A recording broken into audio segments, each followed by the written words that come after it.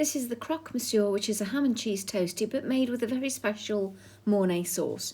First of all, nice thick slices of toast, one or two, and you toast them. And then you add butter and corn flour to a saucepan and turn those into a paste by melting the butter. And this is called making a roux. Once the butter and the corn flour has turned into a paste, add your milk and stir that really well. And at this stage you might want to add flavourings like a quarter of a teaspoon of mustard or some pesto for an extra fresh green flavour, and with basil.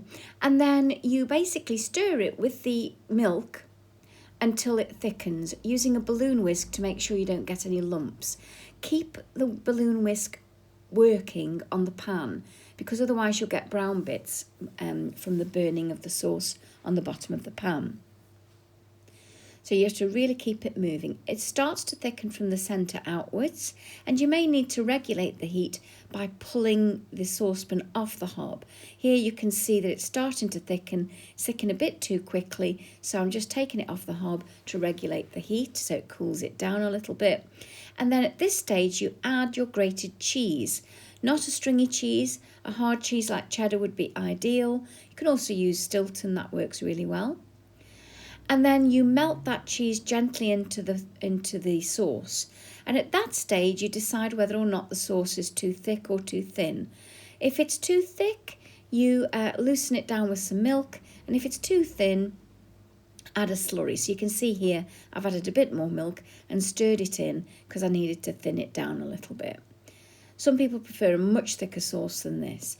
Once the toast is done, and you've only done it on one side, but you can do it on two if you prefer, you then add your sauce as a base. And you spread this evenly over the toast so that it goes right to the edge, and you decide on your protein layer. In this case, I've decided to use thinly sliced smoked bacon, but you can also use ham, chicken slices, turkey slices, and even pepperoni works really well. And so it's a layered dish, so you tend to be quite generous with the layers, but you can just do one slice and put a layer of sauce on the top now and grill it.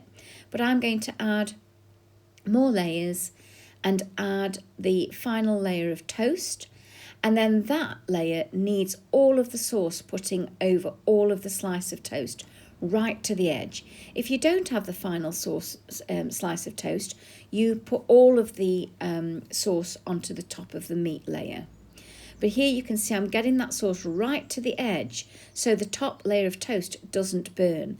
And essentially the sauce needs to drip down the sides. This is a generous brunch dish, so it isn't meant to be a light breakfast.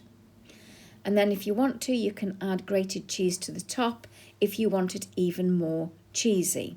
And distributing the cheese between the sauce and the grated cheese on the top is the skill really here in this dish, and you won't know what you prefer until you've had one.